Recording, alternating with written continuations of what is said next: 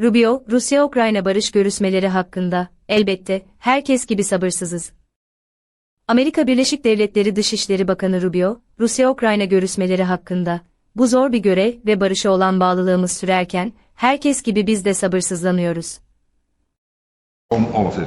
Thank you, and I think today's meeting sets up what I hope will be, I believe, will be a very successful leaders level meeting coming up very shortly.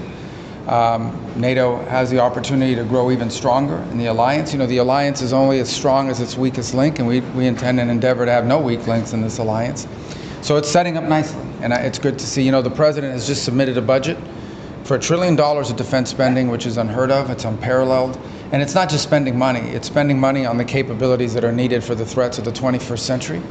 All kinds of different threats that look different from the threats in the past.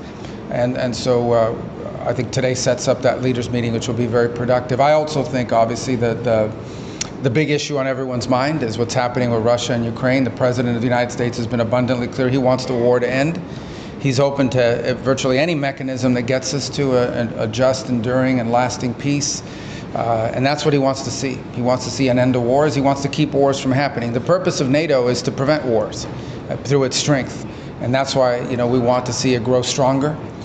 Spending levels among all partners that allow everyone to be stronger and makes the alliance stronger.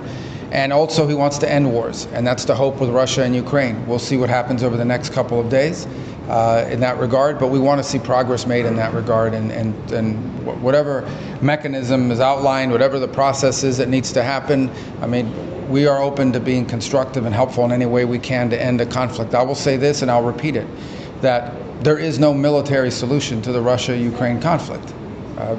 This war is going to end not through a military solution, but through a diplomatic one. And the sooner an agreement can be reached on ending this war, the less people will die, and the less destruction there will be. And ultimately, that's what the president's goal is. He wants, as you've seen through his trip that is currently underway in the Middle East, and he talked about in his speech a couple of days ago, I hope you had a chance to watch it. It was a very good speech. It was an important speech. And what it marks is when he's interested in building things, not destroying. He wants economies and countries focused on building things, making things, providing opportunity and prosperity for its people. And he's against all the things that keep that from happening, like wars, like terrorism, and all the instability that comes with that. That's why he's made a bold decision when it comes to Syria, and in the hope that the new authorities there will take this opportunity to rebuild that country and provide and take it from being a source of instability to a source of stability. And that's why he wants to see the war in Ukraine end. Because there are people suffering, there are things being destroyed, there are lives being upended.